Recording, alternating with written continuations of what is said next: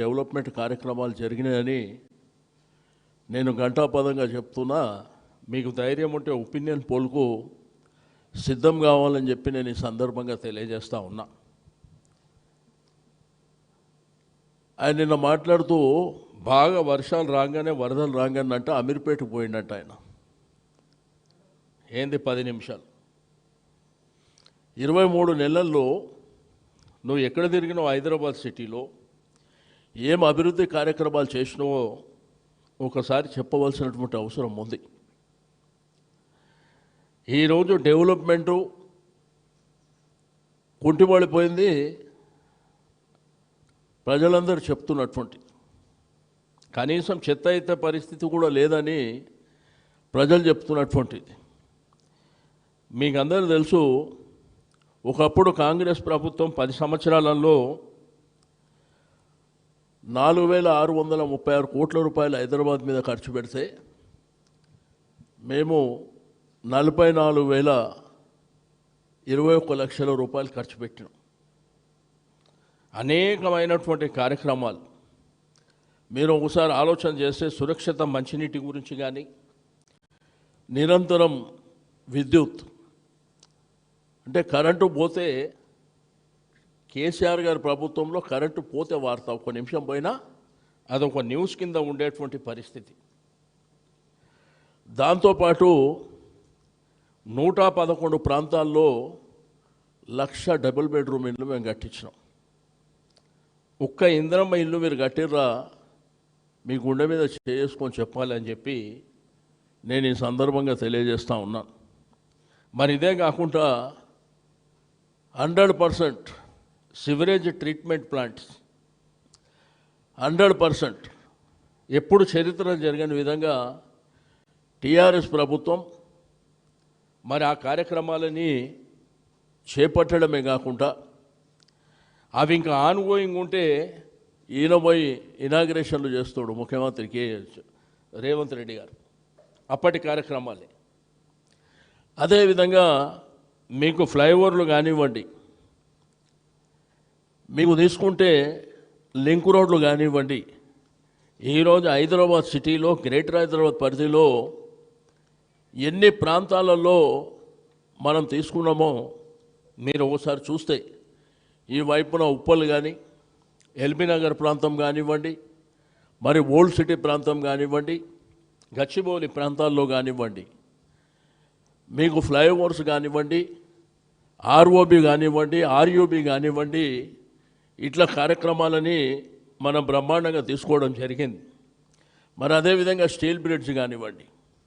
దీంతోపాటు హైదరాబాద్ హరితవనంలో నంబర్ 1 స్థానంలో ఉండాలని ఎంతో కష్టపడి ఆ కార్యక్రమాలను చేపట్టడం జరిగింది.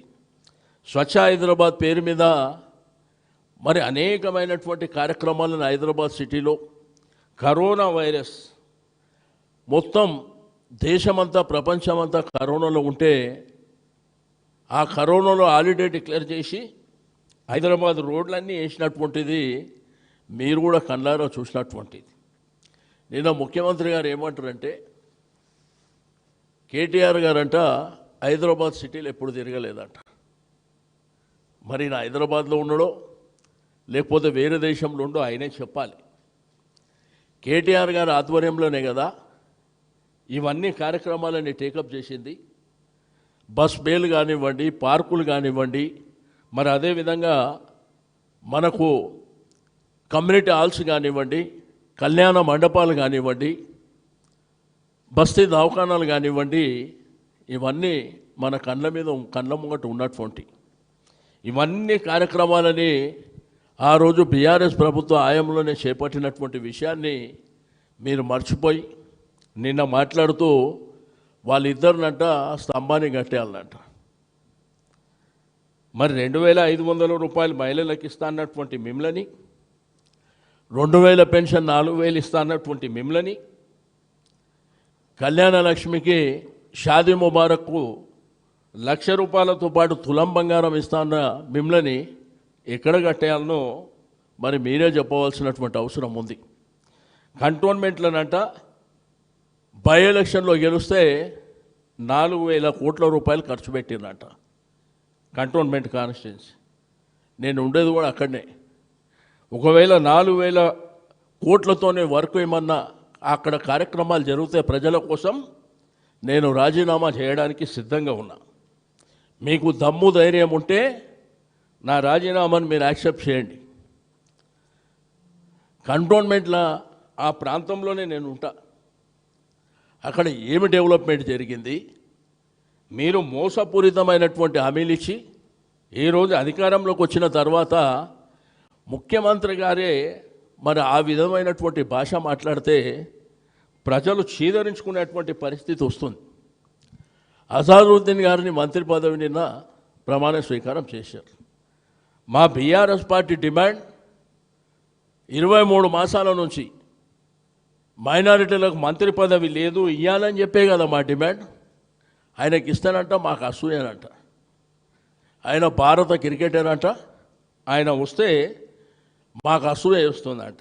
మా డిమాండ్తోనే కదా మీరు ఇచ్చింది.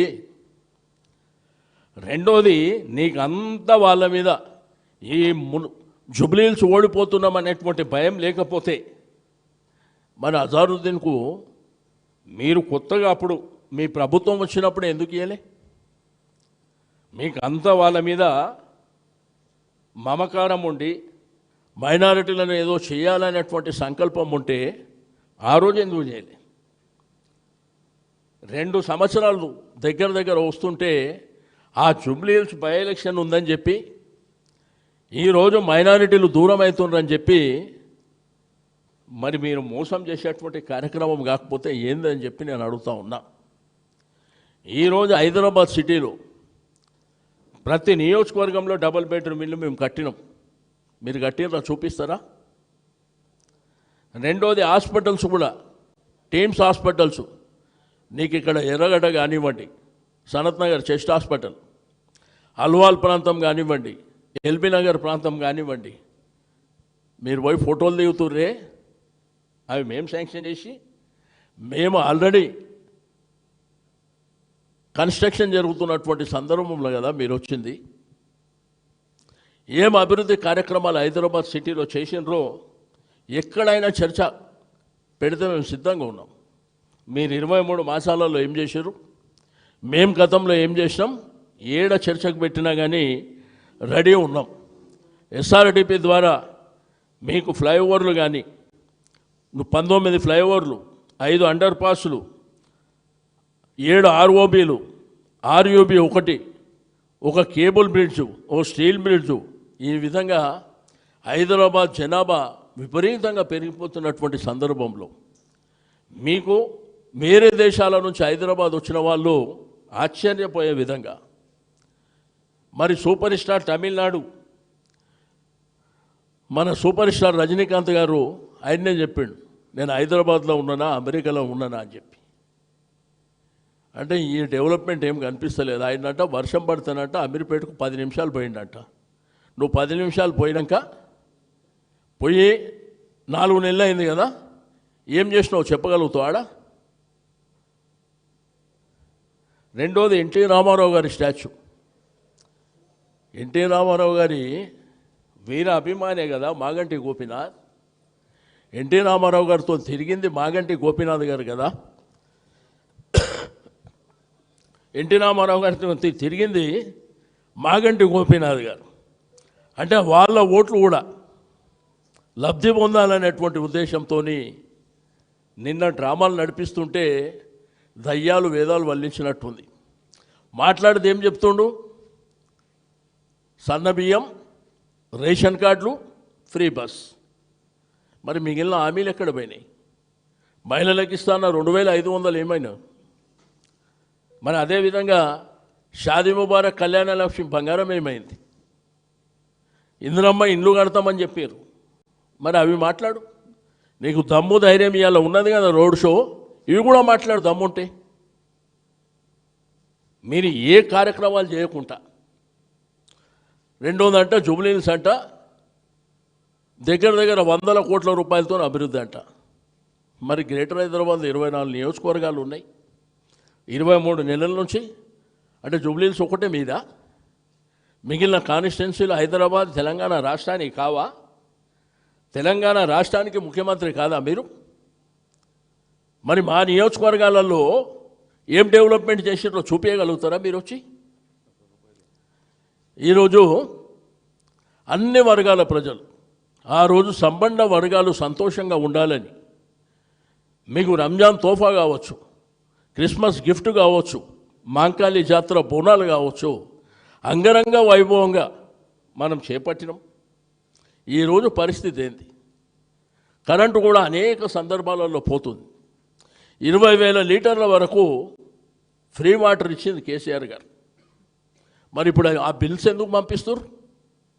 బిల్లు కట్టమని ముక్కుబిండి వసూలు చేసేటువంటి కార్యక్రమాన్ని మీరు ఎందుకు చేపడుతున్నారో చెప్పవలసినటువంటి అవసరం ఉంది. రెండోది, రేషన్ కార్డులు అంటే మేము ఇవ్వలేదంట, వాళ్ళే ఇచ్చినట్ట. రేషన్ కార్డుల విషయంలో కూడా మేము ఇట్లా మా ప్రభుత్వ హయాంలో ఇవ్వలేదంటే దానికి కూడా నేను రాజీనామా చేయడానికి సిద్ధంగా ఉన్నా. అది దశల వారీగా జరిగేటువంటి కార్యక్రమాన్ని ఈరోజు మీరు ఇచ్చే సన్నబియ్యం అన్ని పురుగులు. తెలుసుకోండి, పోయి ప్రజల దగ్గరికి పోయి తెలుసుకోవాల్సినటువంటి అవసరం ఉంది. కానీ ముఖ్యమంత్రి గారు దయచేసి భాష మార్చుకోండి. చిన్న పిల్లలు కూడా చీదరించుకునే పరిస్థితిలో మీరు మాట్లాడితే బొంద పెడతామని మాట్లాడితే ఒక ముఖ్యమంత్రి గారు మాట్లాడే మాటలు అవి.